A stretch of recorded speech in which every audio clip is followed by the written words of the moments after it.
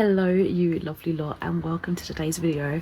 I thought I would talk about a stack of books that are causing me very mild, let me put it that way, mild anxiety to read them, just because of the sheer size and the hype and just my own personal, I guess, excitement for them, which is kind of having the adverse effect of having me put them off.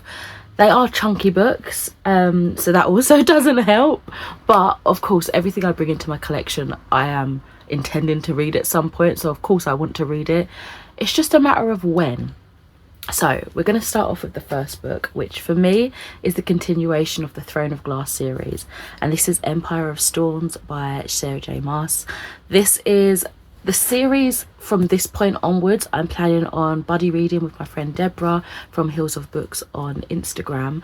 We were supposed to be buddy reading, I think from March. We were going to do like every month one of the books. I think we were going to skip the tandem read if I remember correctly, but kind of just read them back to back, sort of as they were, I don't know, not intended, because there's various ways you could read them, but I think maybe publication order. So we were going to do this, or were we going to do Tower of Dawn first? Now I'm confused. It might have been Tower of Dawn before this. I can't remember which is next. Anyway, whichever book is after Queen of Shadows was what we were going to read. See, and that in itself is a prime example of why I am in a bit of a mind fuck about reading this, because the series is massive. I have loved them so far. I have really loved the books, but it's gotten quite complex for me. Oh, there's little dust motes flying around. I need to dust my house. Yeah, there's loads of complexity to it now, and I think I've just kind of made it even more complex than it really is, but I'm really wanting to see how the story ends. And I also have intentions of starting Crescent City, and I know they're kind of all in like the same universe now. There's like this mass universe. I want to continue the Court of Thorns and Roses, but in my head I can't finish that until I finish the first series that I started by her. It's just a bit of a situation that I've put myself in, but I should have a buddy help me along with the continuation of at least Throne of Glass. Anyway, we have put it on pause at the minute because we're both, you know, just lifing at the minute, but eventually we will continue on together with this series. The next one is Stephen King and Owen King's Sleeping Beauties. It's chunky.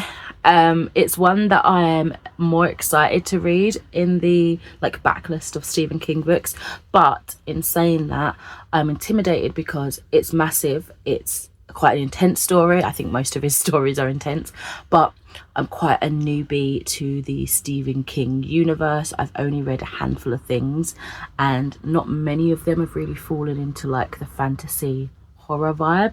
So I don't know, I feel like it's almost like throwing myself into the deep end with such an intense story, but in the genre that I'm interested in the most, right? So I've actually got two editions of this, two special editions. This is the collector's edition exclusive to WH Smith, and I have a blue version. Basically, one was my mum's and I can't get rid of it. Basically, that's it. But yeah, so this is one of the gorgeous editions. It's got a little fox there, which is a special animal to me, and it's also got, I want to say they're bumblebees. Are they bumblebees? I think so. So this story follows the concept of what would happen if women disappeared from the world, which kind of gives me a little bit of a strange feeling, because I know from the brief amount of stories I've read from him and just from discourse on the interwebs that Stephen King doesn't necessarily write women very well, especially in his older works. So that makes me a little bit tentative, even more so, to pick it up, but still I'm very intrigued by this story, and it's so beefy. The next book is a recent release, and it was one that I was so excited for. I tried to win an ARC copy when I went to Yauk last year. I got a gorgeous edition for only £14 in in the works, and I've not read it yet. It's got movie rights, like everything is going super fast with this story, and I'm so here for it. But the hype is real. It is Callie Hart's Quicksilver. I've just been looking at it longingly, I'm not gonna lie. It's gorgeous, and I think I'm gonna absolutely love it. But there's just so much hype, and I've overhyped myself, and I've just put myself in a rut, and it's chunky, and I know I'm gonna love it, and I just it's just so Sarah's Fane is good at keeping secrets. No one knows about the powers she possesses, or the fact that she has been stealing from the Undying Queen's reservoirs for as long as she can remember. But a secret is like a knot. Sooner or later, it is bound to come undone. Not that kind of knot, okay? When Sarah comes face to face with death himself, she inadvertently reopens a gateway between realms and is transported to Valia, a land of ice and snow.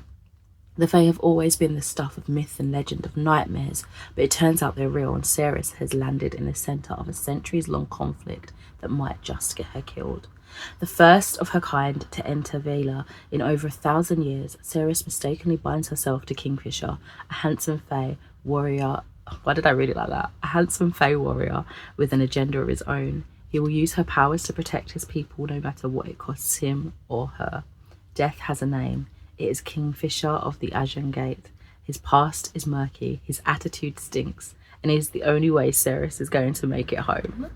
It just sounds so good, but I go to pick it up, I put it back down. I go to pick it up, I put it back down. I am nervous, okay? I am intimidated.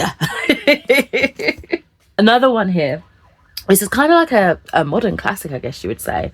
And this is the century edition of the Complete Chronicles of Conan by Robert E. Howard.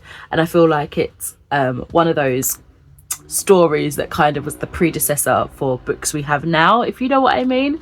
Conan the Barbarian, this is his story, this is the tales all combined into one. It's even got a blurb on the back by Stephen King that says Howard was the Thomas Wolfe of fantasy, and most of his Conan tales seem to almost fall over themselves in their need to get out.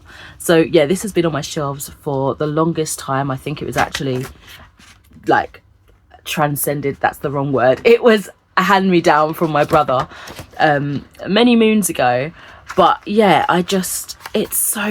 it's massive, like the writing's not too big either. It's a dense one, and I know it's going to be one that's going to take me so long to read, but I feel like it's one that I could enjoy. We'll see. It's more of like the adventure story, and I don't read a lot of adventure without like super magic fantasy elements, and I don't think Conan the Barbarian has that. I think it's kind of like following him in his quest to be the greatest. I don't really know.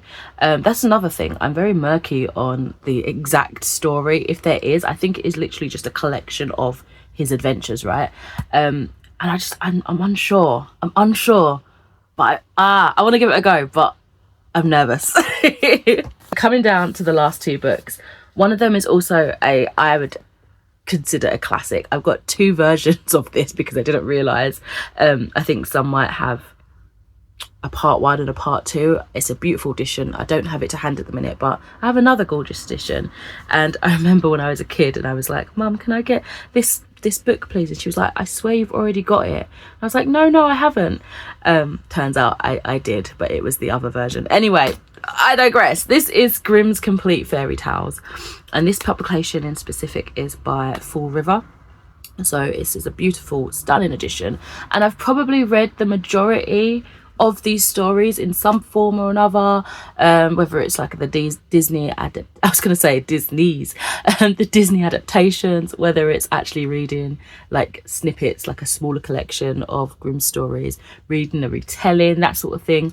I feel like I'm familiar with the majority of these, but to have it in a bind up collection is, and the actual original like words, I suppose, is something that I'm really looking forward to dipping in and out of. I just know that with me, I've got to stop being so goal focused sometimes, which sounds a little bit like besides the point, right? But I'm like, I need to read things cover to cover. And that's not always how things go. Like something like this you need to dip in and out of. I recently learned that the hard way with a DNF for now, which is Folklore, Myths and Legends of Britain, where I was trying to read it cover to cover, and it is very textbook, very academic kind of breakdown style, and it just wasn't working, and I was losing enjoyment because I was forcing myself to read it like it was a storybook, right? And it's not. And even though this is a storybook, like a fairy tale collection, I just think I'm gonna lose enjoyment if I force myself to read it like it's a continuous story, you know? So yeah, but I still haven't rewrote my brain yet to be okay with the fact that it is one that I'm going to be having on my shelf, like my currently read shelf, for at least a year. Do you know what I mean? Where I dip in and out, because that's another thing that bothers me for some reason. I don't know. Anyway, Grimm's Complete Fairy Tales. This is a beautiful edition. It's got this lovely green and brown detailing underneath the hard cover, underneath the dust jacket, sorry. It is gorgeous, very complimentary colours, very foresty and whimsy. And it says, if you're interested, the fairy tales of the Brothers Grimm are among the best loved and most famous in all of literature. What reader is not familiar with the stories: Little Red Riding Hood, Snow White and the Seven Dwarfs, Cinderella, Sleeping Beauty, Rapunzel, Rumpelstiltskin or Tom Thumb, derived from folk tales that have been part of the oral storytelling tradition for centuries. These stories are acknowledged as literary landmarks that transcend their time and culture. This complete edition collects more than 200 fairy tales set down by Jacob and Wilhelm Grimm in the early decades of the 19th century. In these wonderfully entertaining stories, frogs transform into handsome princes, serving girls become princesses, clever peasants outwit disdainful nobles, evil queens and stepmothers are revealed for the nasty folk they are, innocents learn to beware of predators, kings learn valuable lessons from their wiser servants, the poor outshine their betters, animals talk like people, virtue is rewarded and bad behaviour is punished. This is illustrated with artwork of Arthur Rachman, a cornucopia of magical stories that will appeal to readers of all ages. And I feel like this is something that can be such a beautiful, like, hand-me-down to generations. Like, the illustrations are so gorgeous. They're very, like, classic and, like, traditional, sketchy vibe. I love it. But yes, it's just all that I spoke about before is what's causing me hesitancy in picking it up. Okay, we're on the last one. I've just got it into the library as well, and I know we're going to have some customers that absolutely love it, but maybe that might inspire me to pick it up. And this is Cassandra Clare's first adult novel, and it's Swordcatcher. I've got this gorgeous Fairy Loot edition. It's so stunning. It's beautiful.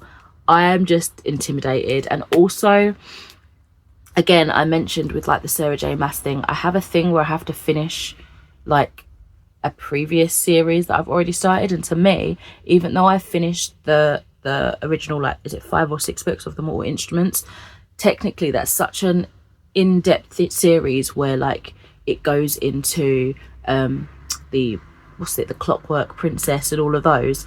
That's still like a continuous series, you know what I mean? So I feel like I need to finish all of those before I even step foot into something unrelated by the same author. And this is going to be a series. This is number 1. It says it here on the spine, number 1, Swordcatcher.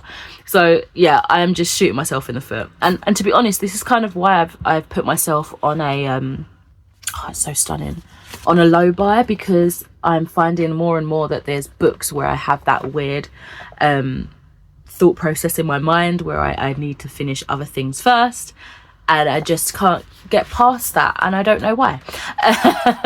Anyway, yeah, this sounds really awesome. I've got the little Fairy Loot card here, so I'll read it from that. It says, it's a body double of a prince and a magic wielding physician who are both drawn into a web of mystery and conspiracies. Discover ancient secrets alongside them as you set off to explore the vibrant city-state of Castle Lane. It sounds really cool. Obviously there's more to it than that, but I love that idea. I'm really excited to see what shenanigans they get up to. I feel like it's going to have quite a bit of conspiracy in there as well. On the back it looks like there's an excerpt, and it says, "One was raised to rule, one was trained to die.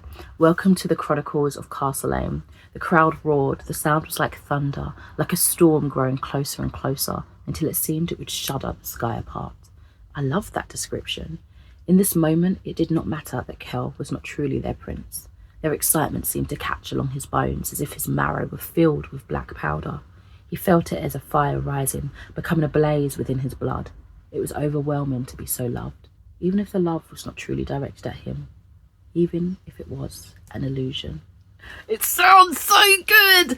But, of course, out of everything that I've spoken about today, those are the reasons, can't pick it up, why I'm scared to read these books.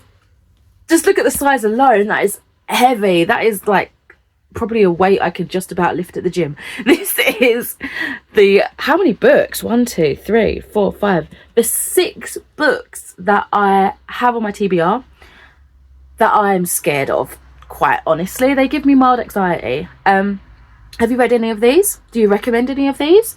Do you have similar feelings of woe and peril? Impending peril? I don't know why I'm chatting right now. So I think that's a good point to sign off with this video. Thank you so much for watching, and I shall catch you in another video soon. Bye.